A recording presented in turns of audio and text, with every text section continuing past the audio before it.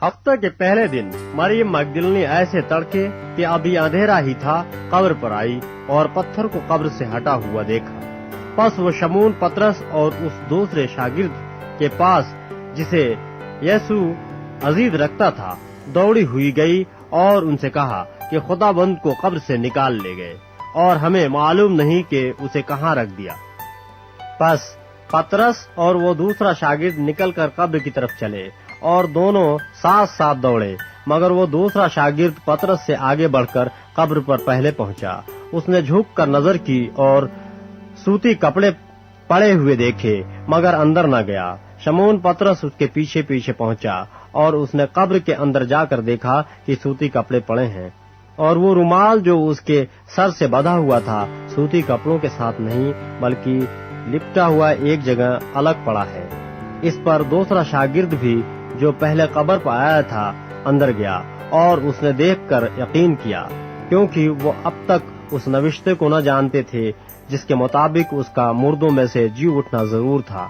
बस ये शागिर्द अपने घर को वापस गए, लेकिन मरियम बाहर कब्र के पास खड़ी रोती रही और जब रोते रोते कब्र की तरफ झुककर अंदर नजर की तो दो फरिश्तों को सफेद पोशाक पहने हुए एक को सराहने और दूसरे को पैताने बैठे देखा जहाँ यीशु की लाश पड़ी थी। उन्होंने उससे कहा, ऐ औरत, तू क्यों रोती है? उसने उनसे कहा, इसलिए कि मेरे खुदाबंद को उठा ले गए हैं और मालूम नहीं कि उसे कहाँ रखा है।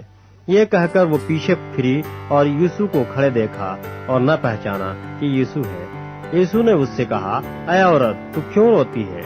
किसको ढूंढती है? उसने बागबान समझकर उससे कहा, मियाँ, अगर तूने उसको यहाँ से उठाया हो तो मुझे बता दे कि उसे कहाँ रखा है, ताकि मैं उसे ले जाऊं। यीशु ने उससे कहा, मरियम। उसने मुड़कर उससे इब्रानी जबान में कहा, रब्बूनी, यानी ऐ उस्ताद।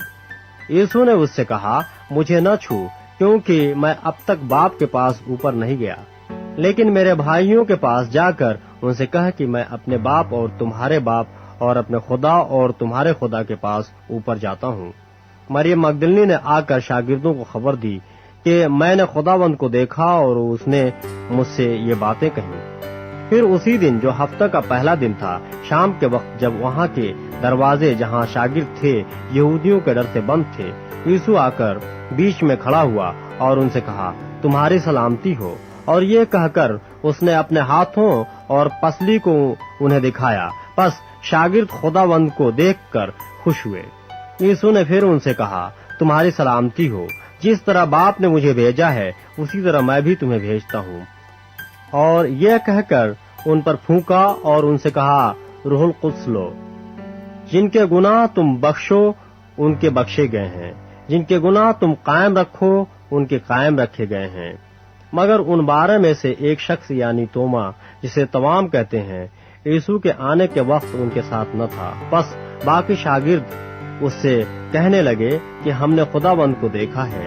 मगर उसने उनसे कहा, जब तक मैं उसके हाथों में मेखों के सुराख न देख लूं और मेखों के सुराखों में अपनी उंगली न डाल लूं और अपना हाथ उसकी पसली में न डाल लूं, हरगिज यकीन न करूंगा। 8 रोज के बाद जब उसके शागिर्द फिर अंदर थे और तोमा उनके साथ था और दरवाजे बंद थे, यीशु ने आकर और बीच में खड़ा होकर कहा, तुम्हारी सलामती हो। फिर उसने तोमा से कहा, अपनी उंगली पास लाकर मेरे हाथों को देख और अपना हाथ पास लाकर मेरी पसली में डाल और बेएतकाद न हो बल्कि एतकाद रख। तोमा ने जवाब में उससे कहा, ऐ मेरे खुदाबंद, ऐ मेरे खुदा। यीशु ने उससे कहा, तू तो मुझे देख कर ईमान लाया है, मुबारक वो हैं जो बगैर देखे ईमान लाए। और यीशु ने और बहुत से मौजिज़ शागिर्दों के सामने दिखाए जो इस किताब में लिखे नहीं गए, लेकिन ये इसलिए लिखे गए कि तुम ईमान लाओ कि यीशु ही खुदा का बेटा मसीह है और ईमान लाकर उसके नाम से जिंदगी पाओ।